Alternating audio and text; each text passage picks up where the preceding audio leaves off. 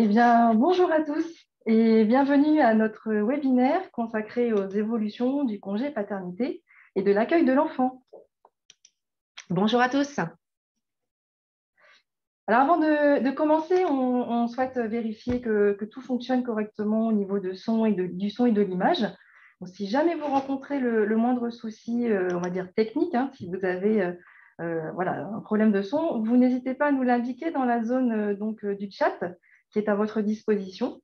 Voilà, vous indiquer si vous rencontrez le moindre souci. Alors, pour des raisons de bande passante, vos sons et vos micros, vos caméras seront coupés. Alors, au niveau du timing, donc ce webinaire va durer maximum 45 minutes avec la présentation d'environ 30 minutes et on va consacrer les 15 dernières minutes pour répondre à vos questions. Donc, surtout pour vos questions, n'hésitez pas à les poser dans la zone Q&R qui est à votre disposition, comme vous le voyez sur le schéma. Alors, on va répondre pour information à des questions d'ordre général. On ne va pas aborder des cas pratiques.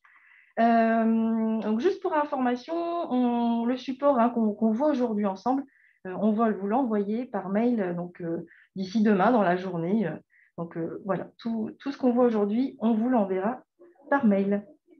Donc je suis Bénédicte et donc je suis conseillère employeur à la CPM de l'île Douai. Et moi, donc, je suis Anne-Sophie et donc, je suis également conseillère employeur à la CPM de l'île Douai. Donc, j'accompagnerai Bénédicte pendant cette présentation. Alors, on va commencer la présentation. Tout d'abord, qui peut bénéficier du congé paternité et d'accueil de l'enfant? Donc, ce sont tous les travailleurs salariés, les travailleurs indépendants, les praticiens ou auxiliaires médicaux, les chômeurs indemnisés ou en maintien de droit aux prestations espèces. Donc, comme vous voyez au niveau de cette diapositive ici, donc, nous voyons bien le cas des travailleurs salariés. Ce congé concerne le père de l'enfant, mais pas seulement. Le bénéficiaire peut être également le conjoint ou la conjointe de la mère.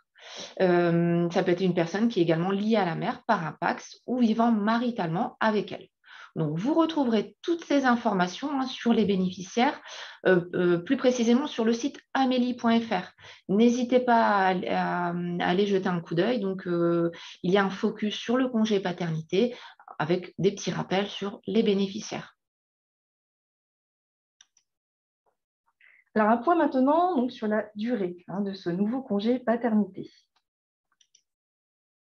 Alors, les durées à retenir désormais, ça a bien changé. Donc, ce n'est plus 11 jours comme auparavant. Donc, c'est bien 28 jours calendaires pour une naissance simple. Donc, on va compter 3 jours employeurs plus 25 jours CPAM et 35 jours calendaires pour les naissances multiples, donc 3 jours employeurs et 32 jours CPAM. Alors, une partie du congé est à prendre dès la naissance, donc ce qu'on va appeler la partie obligatoire. Donc, dès le premier jour, donc dès le jour de la naissance ou le lendemain. Donc, les 3 jours employeurs vont s'ajouter aux 4 jours du congé assurance maladie. Donc, concrètement, quand est-ce qu'il va débuter ce congé paternité? Alors, le congé naissance, il débute donc, le jour de la naissance et le premier jour ouvrable qui suit. Et le congé débute le lendemain, à la fin du congé naissance employeur. Donc, les fameux 3 jours. Alors, on parle de 3 jours en cas général. Bien sûr, selon votre convention collective, vous pouvez avoir jusqu'à 8 jours. Maintenant, à vous de vérifier la durée que vous avez au niveau de ces journées employeurs. Donc, on rappelle juste pour le jour ouvrable, qu'est-ce que ça veut dire? Donc, ça correspond bien en fait à tous les jours de la semaine, à l'exception du jour de repos, donc soit le dimanche, et des jours fériés habituellement non travaillés. Donc, on compte bien 6 jours par semaine. Alors, ce nouveau congé peut toujours être pris en une seule fois, bien sûr. Mais il y a la petite exception maintenant qui est possible, c'est qu'il peut être fractionné. C'est-à-dire qu'il peut être pris en une fois, en 2 fois ou en 3 fois, dont bien sûr la partie obligatoire qui est les 7 jours minimum. Alors, votre salarié, bien sûr, doit continuer à vous informer de la prise de ce congé. Alors, la légalité, c'est bien sûr de vous prévenir par courrier recommandé 1 mois avant avant la naissance et la prise de ce congé. Alors, si le salarié choisit de fractionner ce congé, ça change un petit peu pour vous au niveau des démarches. Donc, il peut y avoir des périodes à distinguer, deux périodes à distinguer. Donc, la première, bien sûr, la période obligatoire, qui est d'une durée de 7 jours, donc 3 jours employeurs, les 4 jours les versements CPM, et une seconde non obligatoire. Bien sûr, là, on parle de non obligatoire, et celle-ci peut être prise en plusieurs fois. Donc, le restant, les 21 jours ou les 28 jours selon le nombre de naissances, donc les restants, qui peut être même divisé en deux parties. Donc, dans cette division, les parties peuvent être prises, mais au moins de 5 jours. Vous voyez sur le schéma, on voit bien la période de 5 jours minimum, plus la suite en troisième période. Alors maintenant, nous allons aborder les conditions d'ouverture de droit à ce congé. Alors, pour ouvrir droit à ce congé, pas de changement.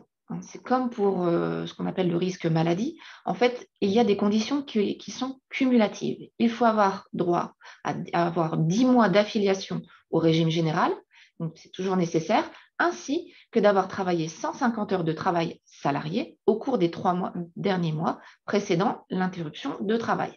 Ou si nous n'avons pas ces 150 heures, on va se rapprocher auprès du salarié, on va lui demander s'il a effectué 600 heures dans l'année qui précède. C'est notamment pour ce qu'on appelle les cas d'activité discontinue.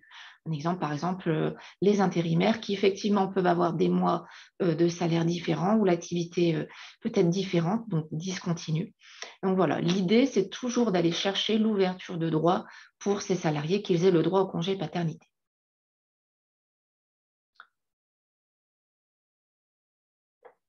Alors concrètement, comment ça marche? Alors, vous voyez, vous avez une nouveauté également, donc dorénavant, en plus d'établir l'attestation de salaire paternité, vous allez devoir compléter un formulaire donc, qui est bien émanant de votre part. Donc, c'est simplement une pièce justificative qui est comptable, qui est à transmettre à chaque période de prise de congé. Donc, vous allez devoir, en plus d'établir la DSN, votre événement DSN paternité ou l'attestation de salaire pas net entreprise, compléter le tableau et le transmettre de manière tout simplement, voilà, Excel, on va vous l'expliquer juste après les étapes, et vous allez leur transmettre donc, par mail. Donc, c'est un mail spécifique qui est dédié pour transmettre les pieds joints. On va également le voir juste après. Donc, si vous avez en même temps l'acte de naissance à votre niveau, c'est bien de nous transmettre par ce même mail. Sinon, effectivement, ce n'est pas forcément une pièce obligatoire de votre part. Votre salarié, si bien sûr, a la possibilité de nous le transmettre, mais c'est une pièce vraiment importante qu'il nous faut pour qu'on puisse payer les indemnités journalières, en plus de ce congé, enfin, de ce tableau de fractionnement et de l'attestation de salaire. Alors, à l'écran, vous voyez le formulaire. Donc là, pour l'instant, il est vierge. Je vais vous expliquer rapidement et on va voir un exemple après. Donc, sur le formulaire, donc vous complétez bien sûr la date de naissance, le nombre d'enfants qui sont nés. Bien sûr, dès lors que le nombre de jours de congés, vous indiquez le nombre de naissances, il y a le nombre de congés qui va s'afficher automatiquement, donc soit 28 ou soit 35. Ensuite, vous indiquez la date du début de congé employeur, donc les fameux 3 jours. Et ensuite, la date de fin est automatiquement générée. Vous allez voir tout en bas, la date de période qui reste va être automatiquement générée. On va le voir tout de suite sur l'exemple. Alors, là, vous voyez, on a une naissance au 1er juillet 2021. Il y a un seul enfant qui est né. Automatiquement, il vous plaque sur le compteur 28 jours au total. Le papa décide de prendre directement le jour de la naissance, les 3 jours employeurs. Donc là, dans l'exemple, vous indiquez bien le 1er et jusqu'au 3. Donc pour avoir bien 3 jours. Vous voyez, dans le compteur, 3 jours s'affichent. Et la première période qui est obligatoire, les 4 jours CPM, sont bien dès le lendemain. Donc, il faut regarder bien sur le calendrier, effectivement, si ça correspond bien au jour ouvrable, du 4 juillet au 7 juillet. Et tout en bas, vous voyez, il reste bien à prendre 21 jours. Alors, bien sûr, votre salarié, s'il décide de prendre la suite, à vous après de compléter. Donc, s'il reprend le travail, on le reverra. S'il reprend le travail, bien sûr, vous faites attention. Donc, vous devez compléter à nouveau le tableau de fractionnement et renvoyer une attestation de salaire paternité.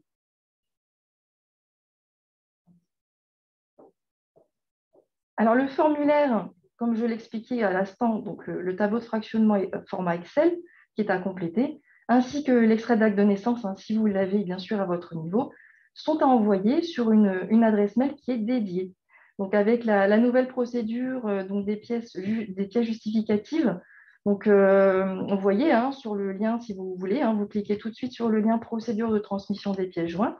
Sinon, on va vous le mettre également dans la zone discussion pour que vous l'ayez. Donc, c'est tout simplement, ce lien peut se retrouver également sur la base de connaissances de Net Entreprise. Hein, n'hésitez pas à y aller de temps en temps. C'est un puits d'information pour vous également. Donc, voilà où se trouve la nouvelle procédure pour joindre les pièces justificatives par rapport au congé paternité de votre salarié.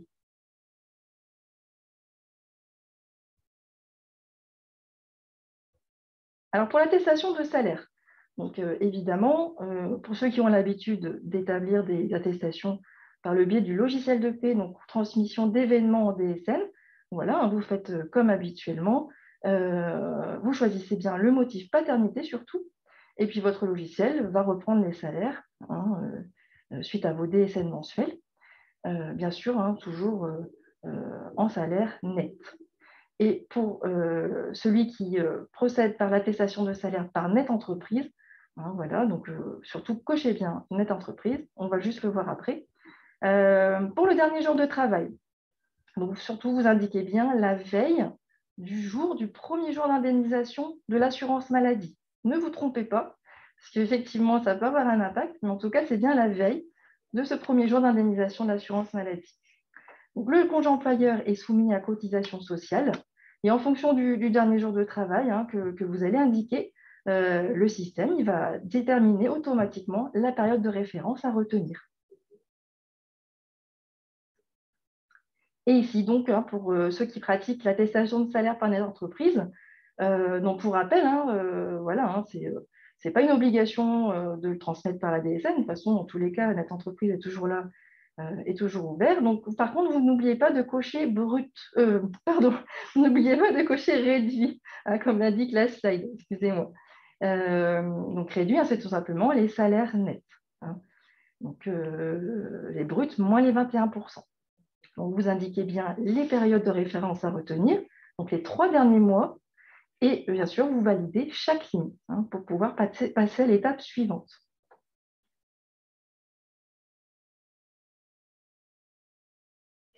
Alors maintenant, on va vous faire participer et on va vous lancer un petit quiz, 5 questions pour lesquelles vous aurez, on va vous laisser 30 secondes par question, voilà, histoire de revoir un peu ce qu'on vient de vous dire et de voir consolider vos acquis.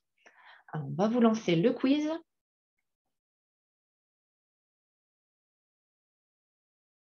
Voilà, c'est parti. Petite info, la question 3, on vous dit DJT. DJT, ça correspond à dernier jour de travail. Et également IJSS, hein, c'est bien le versement des indemnités journalières de sécurité sociale. Tout à fait. On espère que vous avez bien les questions qui s'affichent. Donc, sachez que vous ne pourrez répondre qu'il n'y a qu'un choix unique. Hein.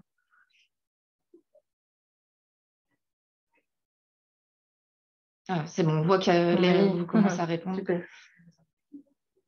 Ne vous inquiétez pas, hein, c'est confidentiel. Vous ne verrez pas si vous avez bon. L'idée, c'est vraiment de revoir si vous avez bien compris ce qu'on vous indique.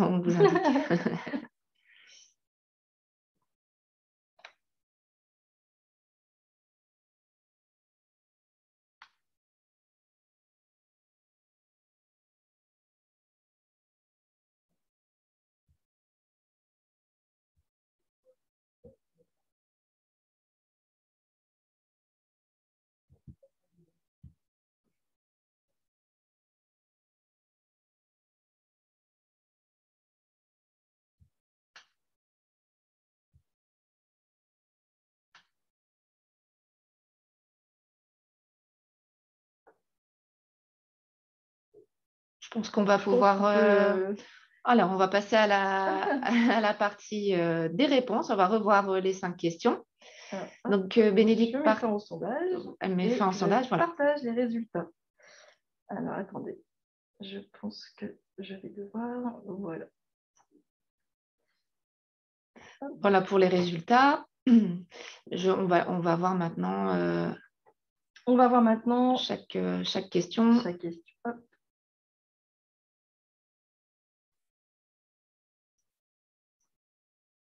Voilà, alors voici les réponses. Première question.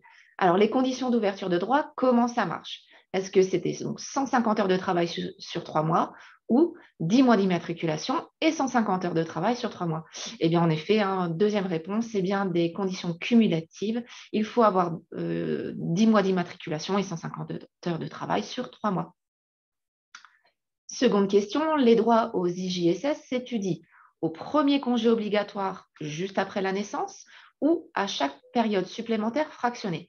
Donc là, effectivement, c'est bien au premier congé obligatoire juste après la naissance. C'est-à-dire que vraiment, l'étude du droit aux indemnités journalières, donc les conditions, on vient de les voir juste à la première question, donc c'est bien juste après la naissance. Et effectivement, si le salarié souhaite prendre son congé de manière fractionnée, s'il y a le droit vraiment tout de suite, s'il a cette ouverture de droit, voilà, ce sera juste étudié à ce moment-là et pas aux autres périodes. Voilà. S'il n'a pas à l'origine, à la naissance, il n'aura pas le droit à ce congé.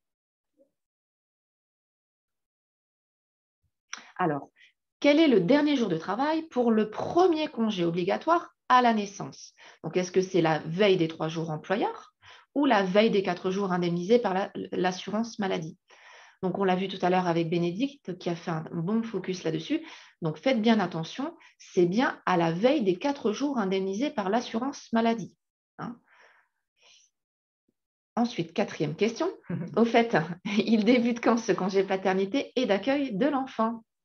Est-ce que c'est dans les 6 mois de la naissance ou le jour de naissance ou le lendemain pour 7 jours minimum? Donc, en fait, effectivement, comme on peut le voir, c'est bien le jour de naissance ou le lendemain, et c'est pour 7 jours au minimum. Rappelons que c'est bien dans le Code du travail, la loi de finances qui a été revisitée, revue, mis à jour, oblige le parent adjoint, donc le futur papa, à prendre cette période de 7 jours. C'est obligatoire. Nos 3 plus 4 jours, c'est obligatoire. L'assuré n'a pas le droit de venir travailler. Cinquième et dernière question, les montants des IJSS se calculent. Est-ce que c'est à chaque signalement ou avec la même attestation de salaire initial? Donc, effectivement, c'est bien à chaque signalement. Quand on dit signalement, c'est signalement DSN, c'est le fait de nous faire parvenir une attestation de salaire, soit en DSN via votre logiciel de paie, ou soit via Net Entreprise, ou troisième possibilité également en papier. Voilà, chaque période qui est prise par l'accompagnant, pour le congé paternité, donc sera recalculé le montant des IJSS. Voilà pour cette cinquième et dernière question du quiz. Super Anne-Sophie. Alors, on va continuer avec les situations particulières. Donc, on va aborder certaines situations particulières que vous pouvez rencontrer. Alors, parmi les situations particulières, donc vous êtes parfois confronté au cas de l'hospitalisation de l'enfant ou celui du deuil parental. Alors, le congé d'hospitalisation, pour rappel, c'est tout simplement lorsqu'avant de quitter la maternité pour rejoindre le domicile de ses parents, l'enfant est hospitalisé à sa naissance. Donc, on va dire plutôt pour des prématurés, par exemple. Donc, votre salarié peut bénéficier d'un congé paternité et d'accueil de l'enfant de 30 jours maximum, qui va débuter à la suite de la période obligatoire du congé paternité et d'accueil de l'enfant, de 4 jours. Donc, vous voyez, on a bien les 3 jours employeurs, les 4 jours obligatoires CPM. Ça, c'est le congé paternité, on va dire classique. Et à cela, si l'enfant est hospitalisé en service de néonatologie, donc il nous faudra bien le bulletin d'hospitalisation du service néonatologie pour qu'on puisse prendre en compte, dès la suite des 7 jours obligatoires, le congé hospitalisation donc, de l'enfant. Voilà, peut-être vous n'avez pas encore rencontré ce cas, en tout cas c'est possible, c'est un congé de droit et qui se cumule au congé paternité. Alors, vous allez pouvoir être également confronté à une autre situation qui s'appelle donc le deuil parental. Donc, dans ce cadre-là, le parent peut avoir droit à un congé de deuil. Alors, comment ça se passe? Donc, le congé de deuil, c'est un congé de droit qui concerne l'un ou l'autre ou les deux parents d'un enfant décédé avant l'âge de 25 ans, ainsi que là où les personnes qui avaient la charge effective et permanente d'une personne décédée avant l'âge de 25 ans. Donc, l'indemnisation du congé de deuil est également possible lorsqu'un enfant n'est pas né vivant, mais qui a atteint ce qu'on appelle le seuil de viabilité, qui est fixé par l'Organisation mondiale de la santé. Et donc, pour fixer ce seuil, c'est en fait qu'il y ait une naissance après 22 semaines d'aménorrhée ou un poids de fœtus de 500 grammes. Donc, pour prendre ce congé de deuil, le congé doit être pris dans le délai d'1 an à compter de la date du décès. La durée de ce congé de deuil est de 8 jours maximum si vous êtes travailleur salarié. Et donc, elle se cumule à ce que nous avons vu précédemment, donc au congé paternité légal, mais également si ils ont été confrontés à ce que nous venons de voir au congé d'hospitalisation, également, ça se cumule. Voilà, ce sont des congés cumulables.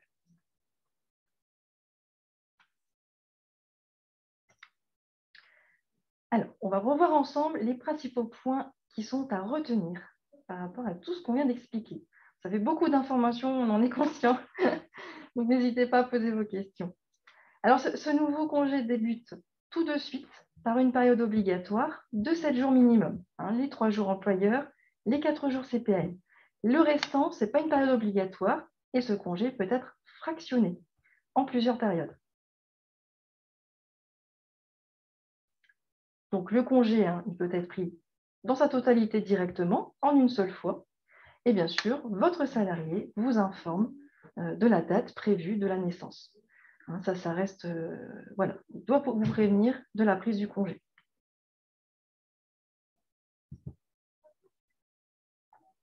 Donc, pour récapituler par le schéma, vous voyez, donc ça, quand on vous l'enverra par mail, vous l'aurez à votre table de chevet. Quand vous avez un cas, hop, vous allez tout de suite reprendre. Donc, pour un enfant ou pour 2 enfants, un enfant, c'est bien la totalité de 28 jours avec les 3 jours employeurs et le restant, donc les 21 jours par rapport au versement IJ paternité. Et si c'est 2 enfants ou plus, c'est 35 jours. Et la même chose que le découpage.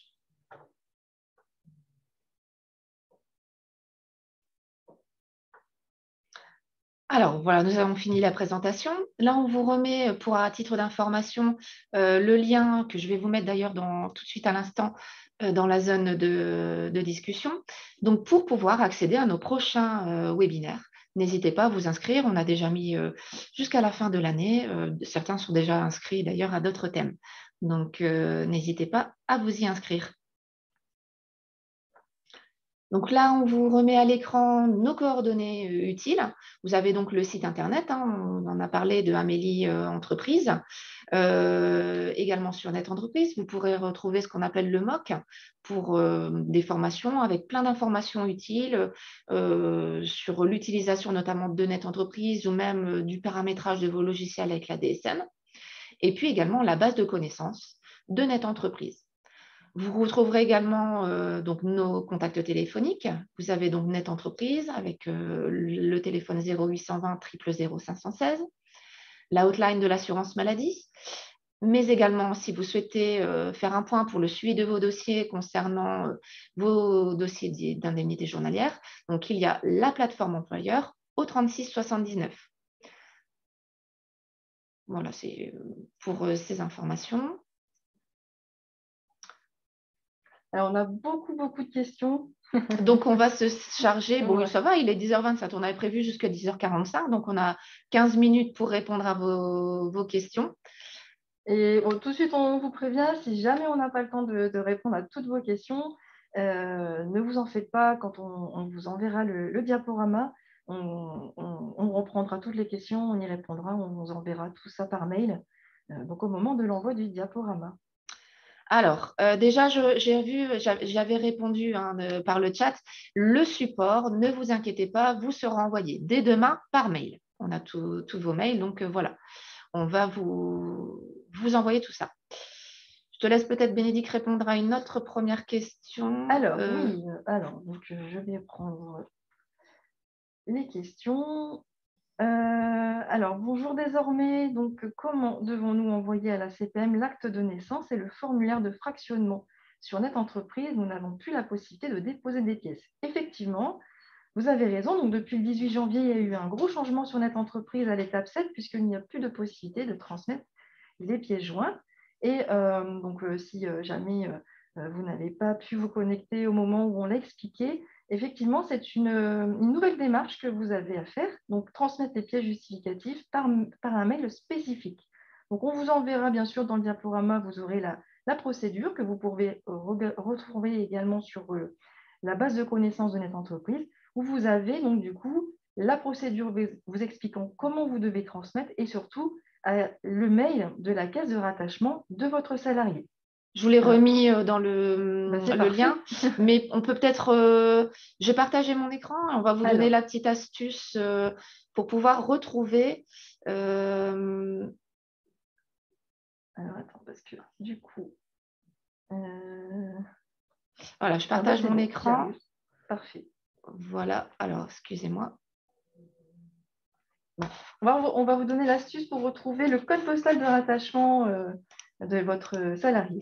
Alors déjà là, je vous remets à l'écran donc ce que je vous ai mis en lien dans le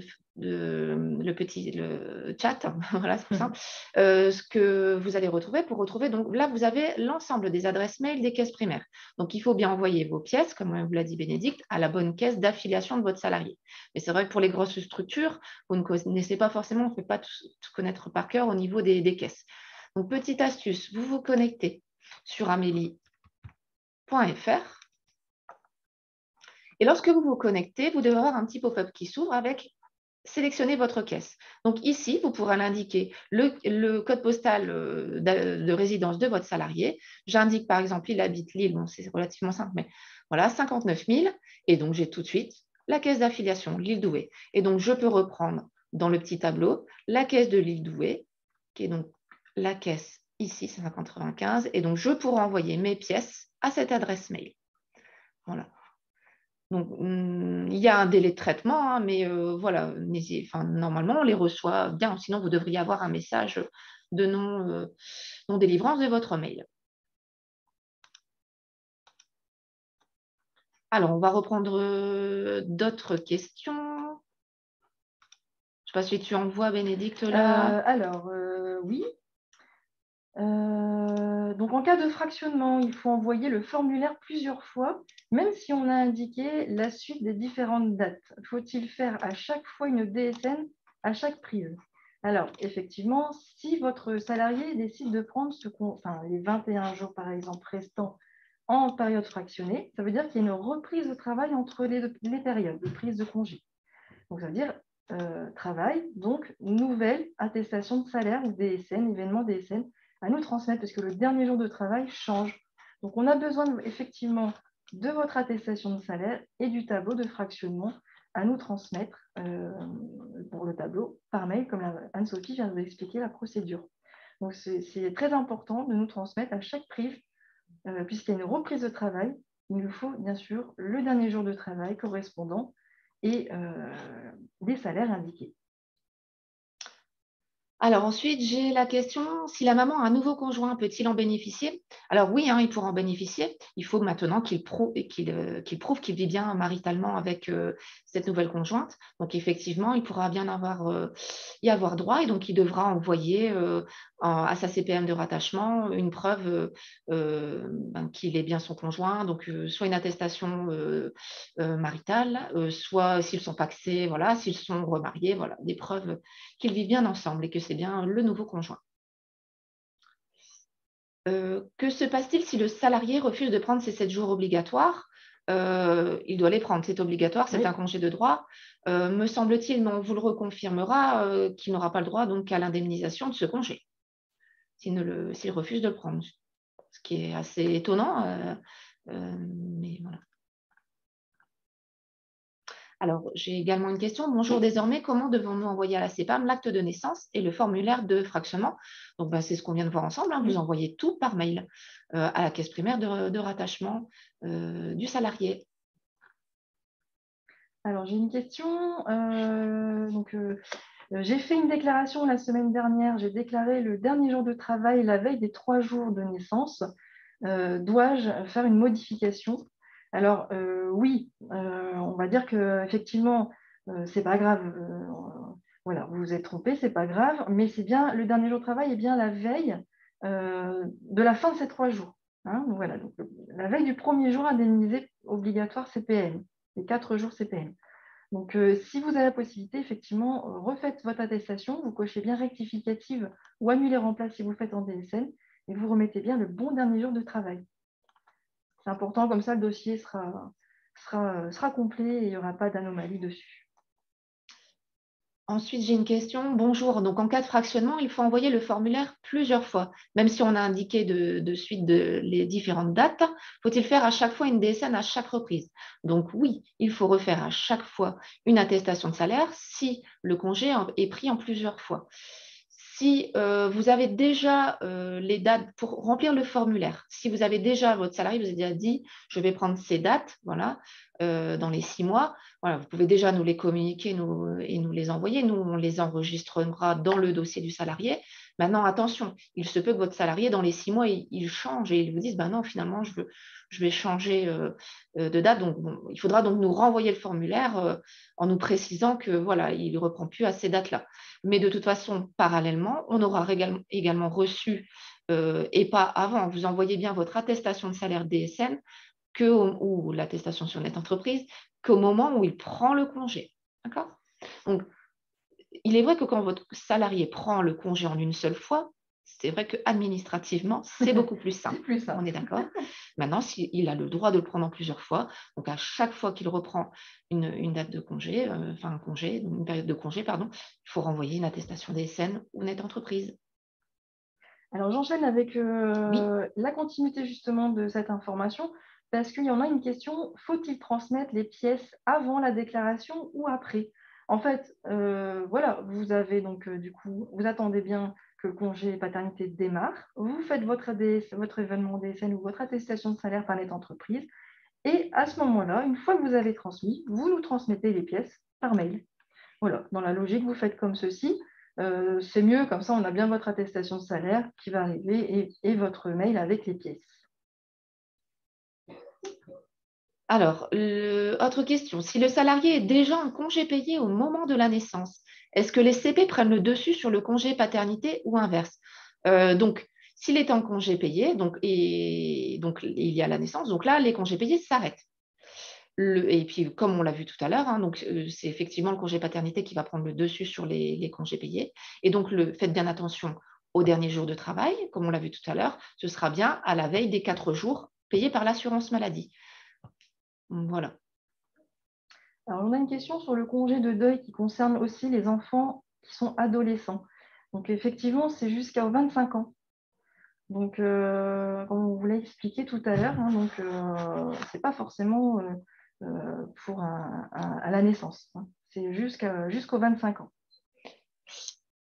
On me demande où est le document avec les mails. Donc, le document, je vais vous le remettre. En fait, je l'avais mis dans le chat, vous pourrez le télécharger, mais je vais vous montrer, normalement, vous le voyez à l'écran.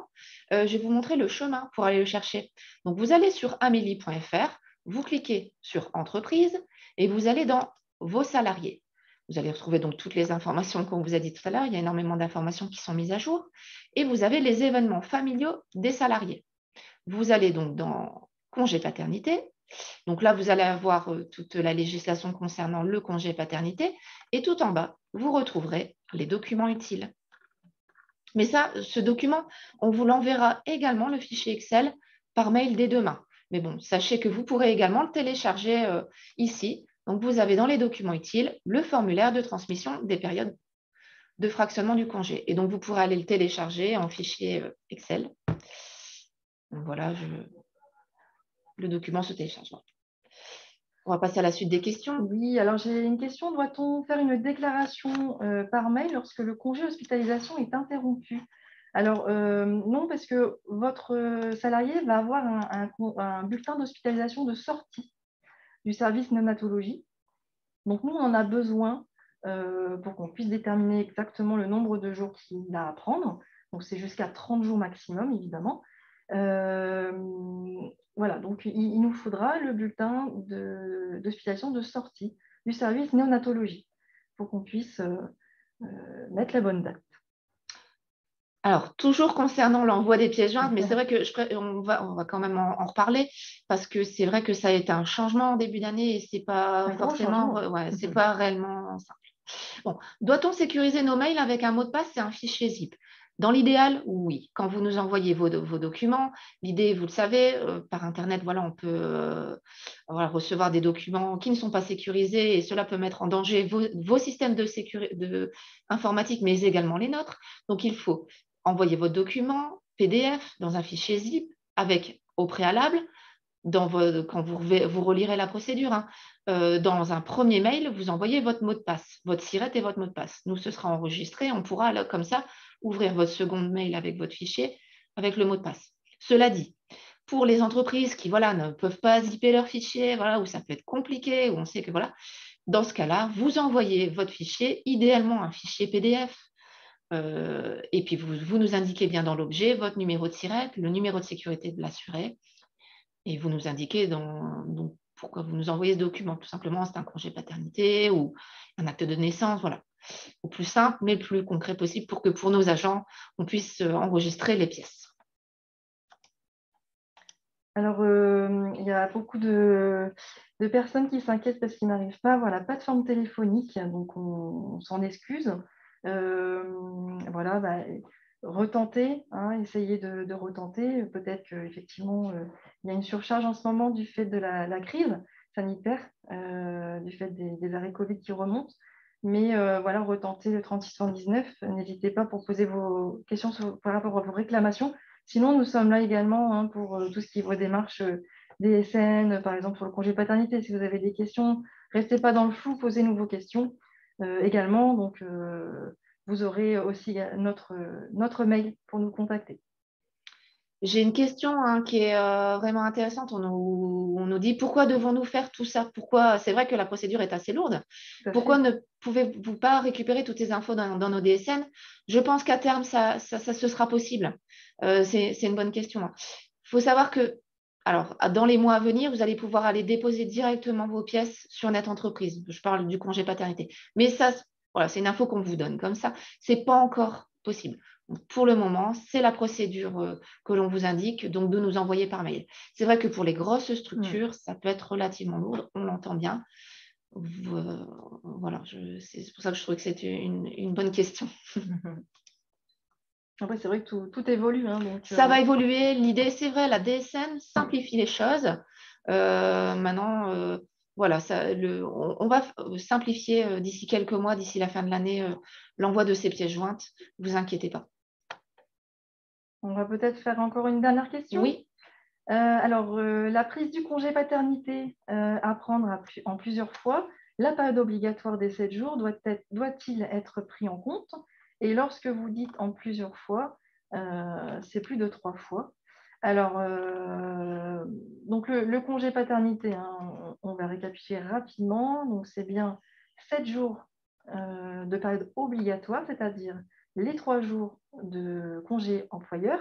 Donc, 3 jours, attention, hein, voilà, comme je l'ai dit tout à l'heure, de vérifier votre convention collective. C'est possible que ce soit un petit peu plus de 3 jours. Ça peut aller jusqu'à 8 jours de congé employeur. Et ensuite, les 4 jours de versement CPAM. Hein, donc, c'est bien cette période qui est obligatoire. C'est un congé qui doit être obligatoirement pris par le papa. Et ensuite, hein, les 21 jours restants, donc si c'est une naissance, sont bien sûr, ils peuvent être, c'est une période qui n'est pas obligatoire, ça peut être pris, et cette période peut être fractionnée, donc en 1, 2 ou 3 fois. De toute façon, dans le diaporama on va vous retransmettre, vous aurez bien l'explication avec les schémas. Vous allez bien pouvoir poser par rapport à votre cas. Et si jamais voilà, vous avez encore un doute, vous n'hésitez pas, vous nous sollicitez et on vous aidera pour voir ensemble les dates. Alors, on a pas mal de questions, notamment, et on les a bien vues, hein, sur la maladie, prime-t-elle sur le congé paternité, dernier jour de travail, quand on est en maladie ou en accident de travail. Alors, on va vous envoyer un débrief bien complet, parce qu'en fait, c'est vraiment des situations particulières là-dessus. Je vois qu'a priori, certains ont même appelé la plateforme et ont eu des réponses différentes. On répondra bien, ne vous inquiétez pas, à chacune de vos questions. Il y en a beaucoup, on va pouvoir répondre à tout. Et sur ce point-là, on vous enverra un point clair sur les textes. Oui. Parce que c'est propre à chaque cas particulier de vos salariés. Et donc, il faudra adapter le texte en fonction. Voilà. Et puis, on a également une question sur les fonctionnaires, le régime des fonctionnaires et donc du régime général.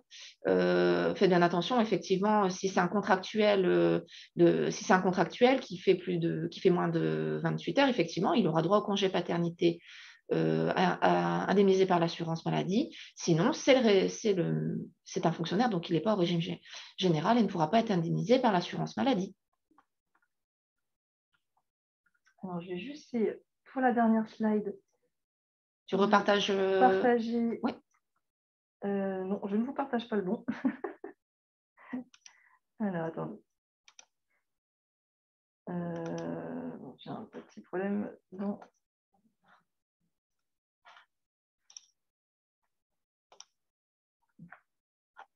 Je suis désolée, j'ai un petit problème dans le partage.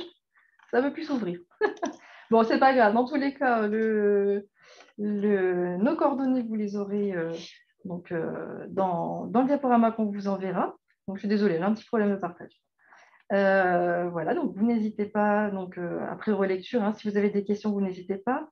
On vous enverra bien sûr le diaporama avec la réponse à vos questions. Merci beaucoup en tout cas de toutes les questions que vous avez posées. C'est super. On répondra vraiment, on veillera à répondre à chacune Voilà. de vos questions. Vous aurez la réponse, on fera un petit document PDF et ce sera ouvert à chacun. Maintenant, bien évidemment, s'il y a eu des questions par contre d'ordre vraiment particulier sur un dossier particulier, Oui. là, on ne pourra pas y répondre. Hein. Donc, n'hésitez pas à contacter la plateforme ou si vraiment vous n'arrivez pas à les joindre, envoyez-nous un petit mail. Hein.